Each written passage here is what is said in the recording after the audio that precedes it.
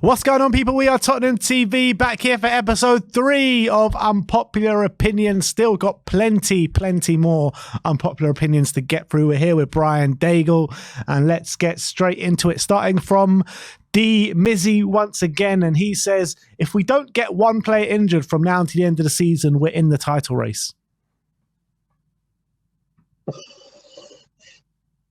That would be very fortunate. Say it with chest, Brian. Say it with chest. That would be very fortunate. But if it was to happen, I believe we're in a title charge, and we may fall off around the March-April time. April, we've got to remember how tough April is. Yeah. It's ridiculous. It's either going to make us or break us if we're in a title race.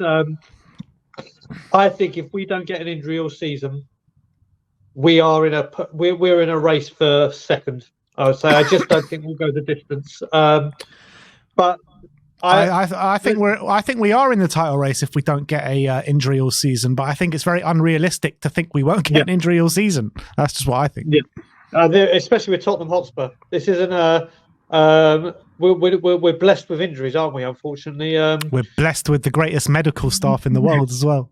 Oh, they're tremendous, aren't they? They're the kind of people you go in with a sprained ankle and you leave with your arm amputated. That's what our medical team is like. But yeah, it's very unlikely. But you know what? Like we said, with these, at this time, we're doing these unpopular opinions, and they're positive opinions, aren't they? They're things to talk about and really be happy about to discuss, rather than like how they have been prior. So going without an injury all season, then you've got to discuss, would they hold their form all season, which is another question entirely. But it's nice to have these things. Well, if you're happy with the unpopular opinions as of yet, let's see what we got for the next one. And I think you got an idea of what's coming, Brian. Yep. Obi-Con says, Daniel Levy is the best chairman in the league. The club improved exceptionally under him and is financially stable. Mid-table mediocrity under Sugar was a real pain. Okay. So, and I see suddenly Brian's face goes from really happy to really serious. Do you know what? It's like, do you remember when you've been hypnotized and if the bell rings, you dance like a chicken or something? That name gets mentioned, I go into like boxing mode, right? Let's go into a fight. Listen, a lot of the problem that we have with Daniel Levy, and I'll be honest with this, is the fact that we've had so many opportunities to progress, and then when that moment to progress has come, we don't take it. And we foul, or we sell our star player, or this isn't we just don't like him because he just doesn't spend money. That's never been the case. We want him to spend money. We want him to spend it correctly.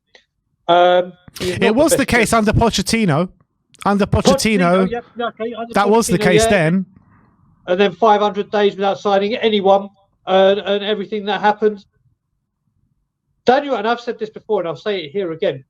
Off the field, he is the best chairman in the world. Off the field. On the field, he most certainly isn't. Now, the fact that we're doing well, and we are doing well right now, it's after 8 games. That doesn't wipe away 22 years. That doesn't wipe away 1 trophy. And it's a start.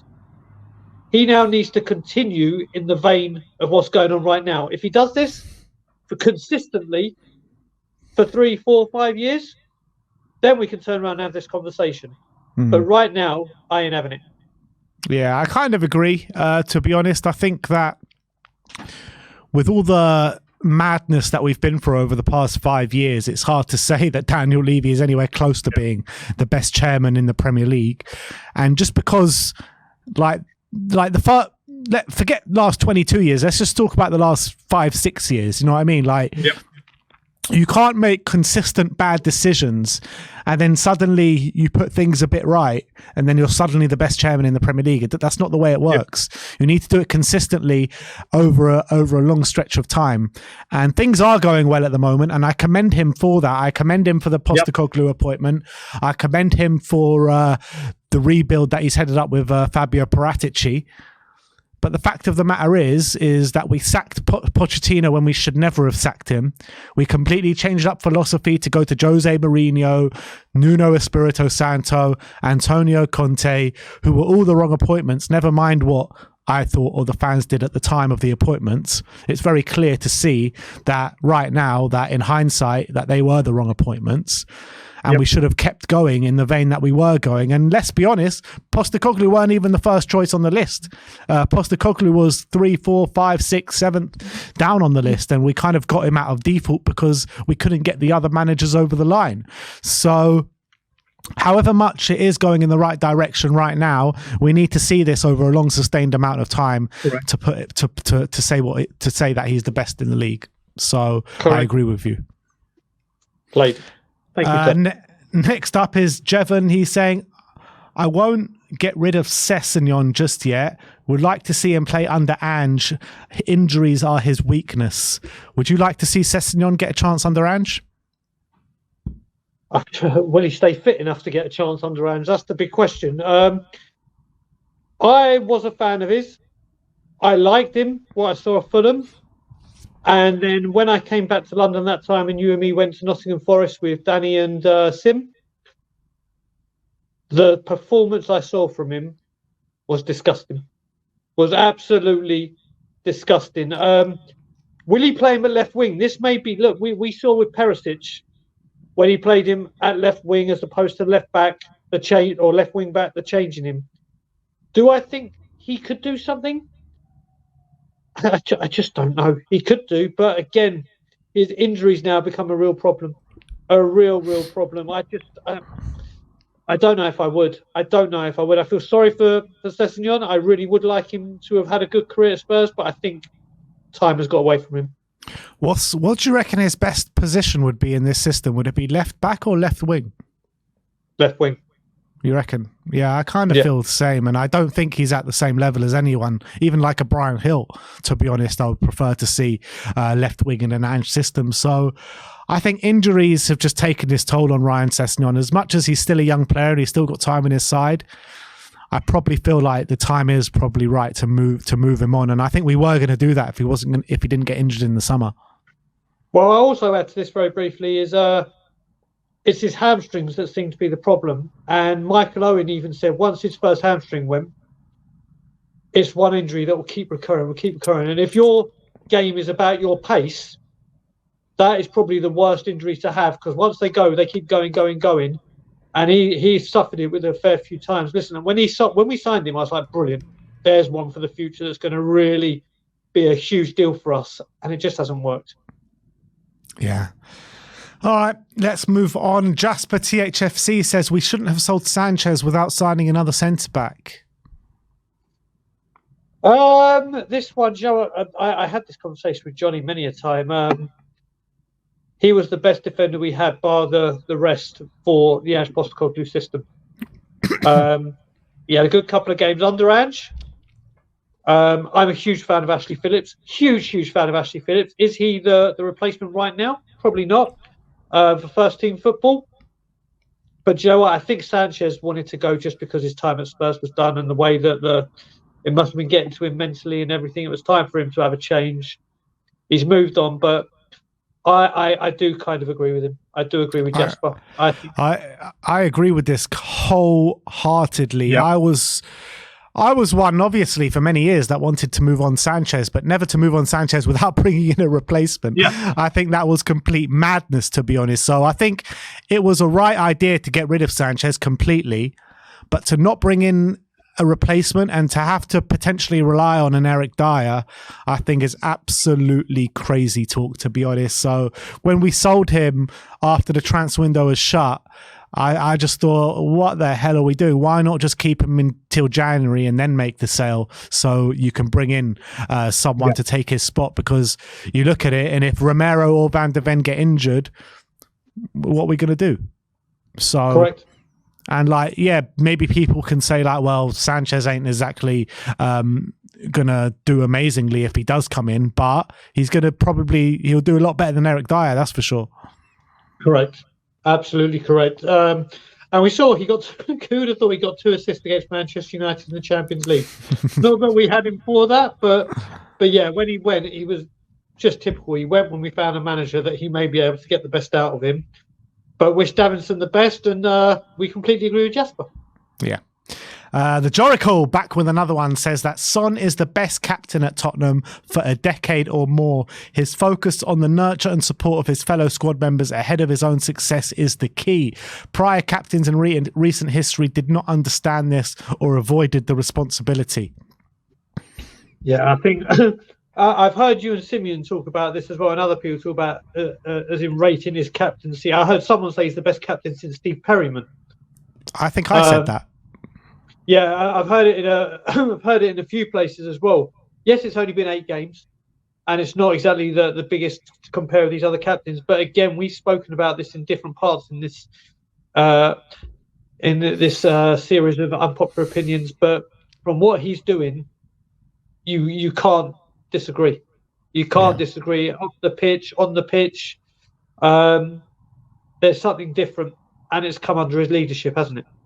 Exactly. I agree with this wholeheartedly, and I think it actually goes more. Well, he says a decade or more, so I think it's more, to be honest. And I think Sonny is the perfect leader for Tottenham Hotspur right now. And what he says about to nurture and support his fellow squad members ahead of his own success is the key. I think that's Sonny down to a key. So selfless, so selfless. It's unbelievable. And that's what makes him such a great captain, in my opinion. So, Jorical, I think you're absolutely spot on this one. Next one is JDTHFC saying Lamela would cook under Ange. Do you know what? I was a fan of Lamela. I will tell it as it is. His love for Spurs, his work rate, his craziness. I can see it. He probably would get the best out of him. He probably would. But again, it comes down to, like Session, on his injuries. Yeah. I don't know what his injury record's been like at Seville. I don't know how regular he's played. And it is Jay talking about when we signed him, when he was that young, or are we talking about right now? Because obviously I think he's talking about now. Now. Okay. I think it's a debate, but I just don't know. But I was a fan of Lamela. You know what I would say? I would say that he would have cooked under Conte.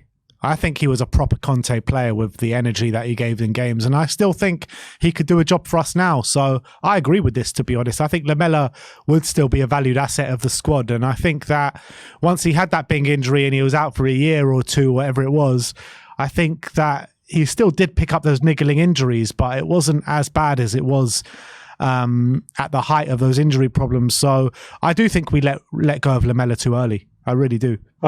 We've missed out on a few more Rabonas. Exactly.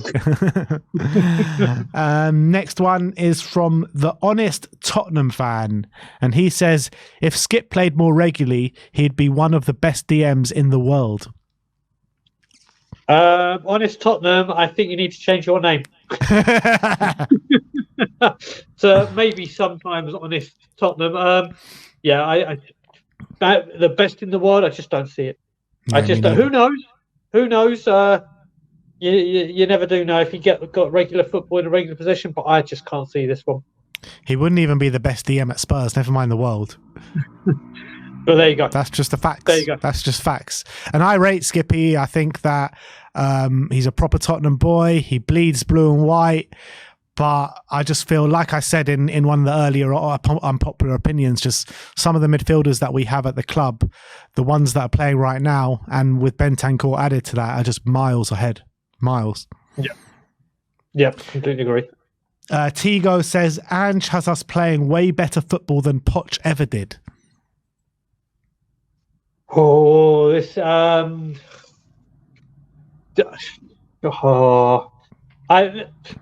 do you know what it is as well? After coming back from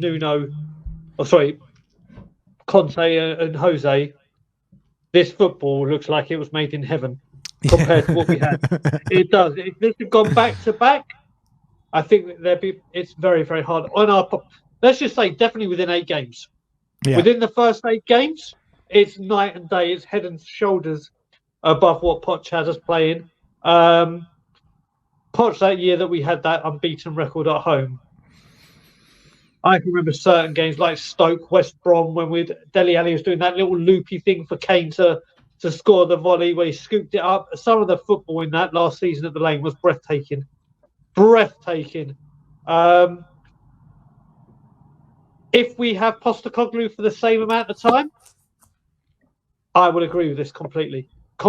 But after 8 games, it's hard to compare. But if it was 8 games after 8 games, then Postecoglou wins by a country mile for the first 8 games.